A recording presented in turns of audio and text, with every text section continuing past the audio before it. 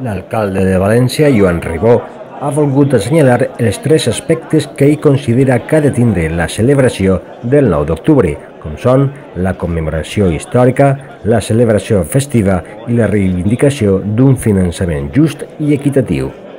En aquest sentit, Ribó ha declarat als periodistes, durant la inauguració de l'exposició Fets d'aigua, que el 9 d'octubre és un dia per a celebrar tant des d'un punt de vista lúdic com des d'un punt de vista reivindicatiu.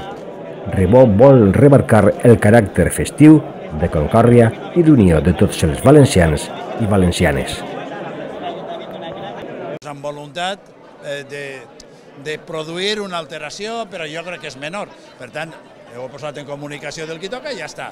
Però jo vull insistir en l'important. O sigui, el 9 d'octubre és una festa per a reivindicar les nostres arrels, és una festa participativa, és una festa i és una reivindicació cara al govern de l'Estat en quant a inversions i en quant a finançament. El tema del 9 d'octubre és molt clar.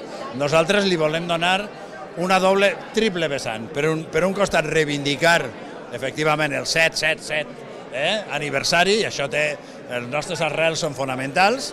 Una segona vessant lúdica, el 9 d'octubre és una festa i volem reivindicar-ho com una festa, com un element de participació de tota la ciutadania, i en aquest sentit ho plantegem amb dansers. I el tercer element, que d'alguna manera ahir ho vam plantejar ja amb el conseller d'Hisenda, el 9 d'octubre també té una vessant reivindicativa. Jo no vull fer comparacions, però no hi ha dret. O sigui, una estació, crec que són 500 i pico milions, quan aquí els elements, per desgràcia, quan visitàrem a la ministra de Foment, veiem com promeses que s'havien fet a l'anterior alcaldessa, que va treure com a compromisos ciertos, no hi havia res. Respecte a la prolongació del túnel de Serreria, no hi havia ni el compromís de fer un estudi inicial.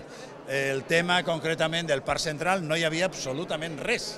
Entonces, jo, quan parlava abans de finançament i d'inversions, estava parlant d'aquestes coses. No me vull comparar amb Barcelona, no me vull comparar amb Madrid, però sí que he de dir que els números canten, que la inversió per càpita en Barcelona, en Madrid, en Sevilla, a tot arreu és molt més elevada que la valenciana.